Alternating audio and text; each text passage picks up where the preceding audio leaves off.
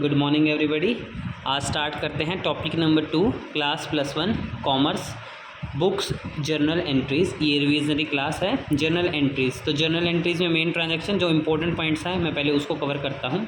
तो इसमें main important point है जो रिकॉर्डिंग ऑफ बैंक ट्रांजैक्शंस।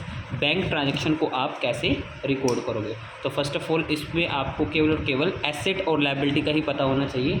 तो उसी बिहाफ पे हम इसको पढ़ते हैं, ठीक है। तो ये हमारा प्रोप्राइटर एक बिज़नेस है, ये यानी कि प्रोप्राइटरशिप में बिज़नेस। देन ये बैंक, बिज़नेस में जो मेरे पास फिज़िकली बेच करके माल जो आया है वो होगा कैश, फिज़िकली मेरे पास होगा। और बैंक में मेरे पास बैलेंस होगा, बैंक बैलेंस। तो दोनों ही मेरी एसेट्स है, कैश भी मेरी एसेट्स है और बैंक भी मेरी एसेट्स है। तो इसके बिहाफ पे हम यहाँ पे जर्नल एंट्रीज़ को ट्राई करेंगे। तो फर्स्ट ट्रांजैक्शन देखिए इन्होंने यहाँ पे बताई है, when cash is deposit into the bank. जब हमने कैश को बैंक के अंदर जमा कराया, यानी यहाँ से यहाँ पे कैश गया है तो ये कैश बैंक में चला गया, ठीक है। तो इस पर वही रूल लगना है, एसेट बढ़ेगी तो उसको डेबिट करो, एसेट कम होगी तो उसको क्रेडिट करो, लायबिलिटी बढ़ेगी तो उसको क्रेडिट करो, लायबिलिटी कम होगी तो उसको डेबिट करो।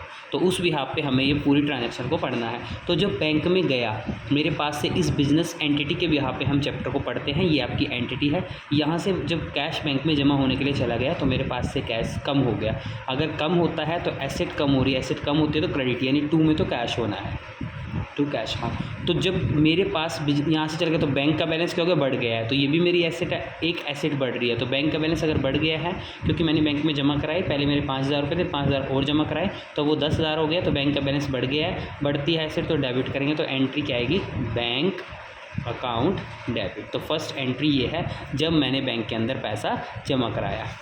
Then second entry, when cash is withdrawal from the bank. जब बैंक से कैश को निकाला गया, यानी अब ट्रांजैक्शन ऐसे हुई है, बैंक से मेरे पास कैश, अब फिजिकली कैश बढ़ गया है और बैंक का बैलेंस कम हो गया है। तो ये वाली एसेट बढ़ गई है और ये एसेट कम हुई है। तो एक एसेट बढ़ गई है वो डेबिट करो, जो एसेट कम हुई इसको क्रेडिट करो। बढ़ी ये है तो अब एंट्री हो जाएगी cash account debit to bank account. तो ये कॉन्ट्राज एंट्रीज होती है दोनों। जब कैश बुक पढ़ोगे वहाँ पे इसको कॉन्ट्रा एंट्री के नाम से जाना है, तो रिवर्स है एक दूसरे की।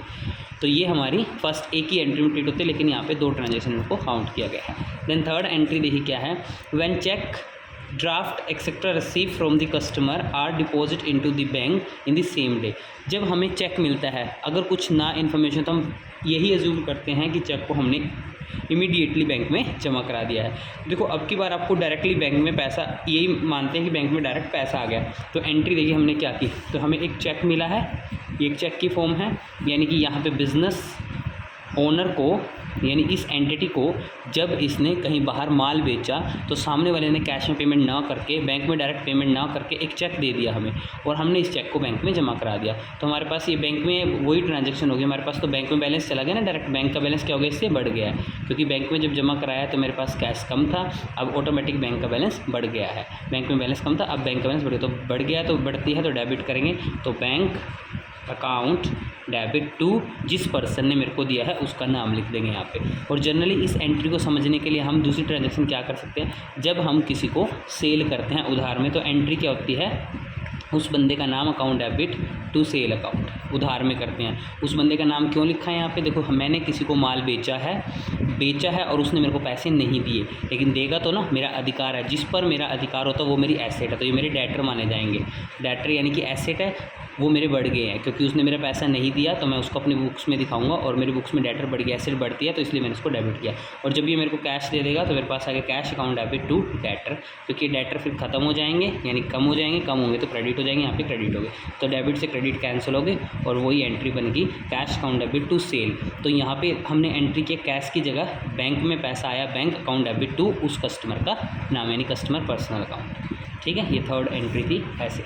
और फोर्थ एंट्री देखिए, when cheque draft etcetera receive from the customer are not send to the bank on the same day या इमीडिएटली, यानी जिस दिन आपको चेक मिला उसी दिन हमने बैंक में जमा नहीं कराया। एग्जाम्पल के तौर पर इसने माल बाहर बेचा इस पर्सन को और इसने इसको चेक दे दिया, 6 तारीख में इसने चेक दिया है और हमने बैंक में इसको 7 तारीख में, 7 के बाद या 6 के बाद किसी भी तारीख में जमा कराया। तो हमने 6 तारीख में क्या एंट्री डालनी है, तो हमें तो एक चेक मिला है ना, चेक भी जिस पे आपका अधिकार होता है वो आपकी एसेट है, तो इस चेक पे आपका ही अधिकार है, इस बिज़नेस का ही अधिकार है, तो चेक इसकी एसेट है। तो हमने एंट्री क्या करनी है, चेक इन हैंड, क्योंकि अब हमारे पास आया cheque in hand account debit to किस पर्सन से आया, उस पर्सन का नाम, कस्टमर पर्सन। जैसे यहाँ पे बैंक डेबिट हो गया था तब क्योंकि बैंक में चला गया था पिछले वाली एंट्री में, लेकिन अभी तक बैंक में नहीं गया उस चेक के नाम से, तो कस्टमर पर्सनल अकाउंट। और जिस दिन ये बैंक में जमा हो जाएगा तो रिवर्स में एंट्री क्या डाल दोगे फिर आप, क्योंकि बैंक का बैलेंस उसी दिन बढ़ेगा ना, bank account debit to cheque in hand, क्योंकि इस एसेट्स का अधिकार खत्म हो गया, बैंक के पास चली जाती है। तो एक्चुअली में एंट्री देखो क्या बनी हुई, चेक इन हैंड से चेक इन हैंड कैंसिल हो गया और bank account debit to customer personal जो इससे पहले वाली में मिली, क्योंकि ये इमीडिएट जमा हो गई थी और ये कुछ टाइम में हुई, इसलिए डबल एंट्री इसमें फॉलो हुई है। पहले उसको चेक को रिसीव किया, फिर उसको बैंक से इनको कराया कन्वर्ट बैंक में, ठीक है। उसके बाद नेक्स्ट एंट्री आपकी है on the date when the above cheque draft are send to the bank. ये मैंने एक्सप्लेन करी दी है जो अभी एंट्री की है, तो बैंक को चेक इन हैंड वाली एंट्री हो जाएगी। फिर when a customer directly deposit the amount in our bank account, customer direct ही हमारे अकाउंट में जमा कराता है, जैसे फ़ोन पे से, गूगल पे से, आजकल तो ये ट्री में डायरेक्ट वो स्कैनर लेते हैं, वो डायरेक्ट ही जमा करा देते हैं। तो सेम एंट्री हो जाएगी, हमारे पास बैंक का बैलेंस बढ़ जाएगा, डेबिट हो जाएगा, बैंक अकाउंट डेबिट तो उस बंदे का नाम। सिमिलर एंट्री जो कि ये हुई थी, या हम खुद कराए या बंदा खुद कराए, इससे हमें कोई वो नहीं है, एंट्री यही हो जाएगी। When a check is previously deposited into the bank is a dishonor। Dishonour का मतलब क्या होता है, बैंक ही उसको डिसओनर कर देता है कि या तो डिसओनर के कई कारण होते हैं, या तो इनसफिशेंट ऑफ द फंड, यानी कि जो चेक हमें मिला है उस सामने वाले के बैंक में इतना बैलेंस ही नहीं था, तो वो हम पेमेंट कैसे होगी। तो वो क्या हो गया, हमने तो अपनी बुक्स में एंट्री कर दी, हमने तो ये एज्यूम किया कि वो हमें रिसीव हो चुके हैं पैसे, ऐसा एज्यूम किया क्योंकि अक्रूवल बेस में हमने एंट्री डाल दी है। लेकिन एक्चुअली बैंक में पता चला 1-2 दिन बाद जैसे ही क्लियर हुआ कि वो डिसओनर हो गया, चेक डिसओनर हो गया, तो जो अपने रिसीविंग की एंट्री डाली हुई है हम इसको रिवर्स कर देंगे। रिवर्स करेंगे तो उस पर्सन का नाम अकाउंट डेबिट टू बैंक, क्योंकि बैंक का बैलेंस वापस से कम हो जाएगा उसके कारण। हमने तो बढ़ा के दिखा दिया था, एक्चुअली में वो बढ़ा था ही नहीं, तो कम हो जाएगी, तो हम क्या कर देंगे इसको वापस से क्रेडिट, क्योंकि एसेट कम होती है तो क्रेडिट कर देते हैं। नेक्स्ट एंट्री है when a cheque is receive from a customer, customer से हमें चेक मिला and discount is allowed to him, और हमने उसको डिस्काउंट अलाउड किया था, and if the cheque is deposit into the bank on the same day, उसी दिन हमने बैंक में जमा करा दिया। कोई वो सिमिलर ही एंट्री होगी, बैंक अकाउंट डेबिट, डिस्काउंट हमारे लिए यहाँ पे एक्सपेंस हो जाएगा, एक्सपेंस यानी कि डिस्काउंट अलाउड अकाउंट डेबिट, और टू कस्टमर पर्सनल। सिमिलर यही की यही एंट्री हुई है, बस इसमें डिस्काउंट को और डेबिट के, क्योंकि ये जब हम किसी को माल बेचते हैं और हमें डर है कि वो पैसे नहीं देगा, तो हम उसको इमीडिएटली थोड़ा बहुत डिस्काउंट दे देते हैं, तो हमारे लिए तो नुकसान है। जैसे मैं बोलो 100 की चीज़ है, चलो आप 90 रुपये दे देना, तो 10 रुपये मेरे लिए नुकसान हो गया, तो ये नुकसान भी हमने यहाँ पे डेबिट किया। तो bank account debit, discount account debit to customer person account. In case the above cheque is dishonour, देखो जो उसने वो चेक दिया था, हमने उसको डिस्काउंट भी दिया था, लेकिन वो चेक ही डिसओनर हो गया, तो हम इस एंट्री को रिवर्स में डाल देंगे। रिवर्स में डालने कस्टमर का अकाउंट वापस से कर देंगे और ये एंट्री को वापस कर देंगे। तो रिवर्स एंट्री डाल देंगे, क्योंकि वो एक्चुअली में बैंक में हमारे पास आए नहीं और हमने अज्यूम कर ले कि पैसा आ चुका है। नेक्स्ट एंट्री है when a payment is made by issue of a cheque, यानी कि when a payment is made by issue of cheque, यानी कि हमने किसी की पेमेंट की है, इस बिज़नेस ने अब किसी बाहरी व्यक्ति को पेमेंट किया, पेमेंट करेंगे तो बैंक का बैलेंस कम हो जाएगा, क्योंकि किसी की पेमेंट करेंगे तो हमारा बैंक का बैलेंस कम हो जाएगा। तो एसेट कम होती है तो क्रेडिट, तो टू में तो बैंक हो जाना है, और डेबिट क्या होगा, उस बंदे का नाम। उस बंदे को नाम डेबिट क्यों कर रहा हूँ मैं, देखो जिसकी मुझे पेमेंट करनी होती है वो मेरी लायबिलिटी होती है। अगर मैं उसकी पेमेंट कर रहा हूँ तो मैं अपने नाम, उसका नाम अपने रजिस्टर से काट दूंगा, अपने अकाउंट से काट दूंगा, उसकी पेमेंट हो चुकी है। तो लायबिलिटी है ये हमारी, जिसकी भी हम पेमेंट करनी होती है, तो लायबिलिटी कम होती है तो उसका रूल क्या है, उसको डेबिट करो, तो यानी उस बंदे का नाम account debit to bank entry हो जाएगी, ठीक है।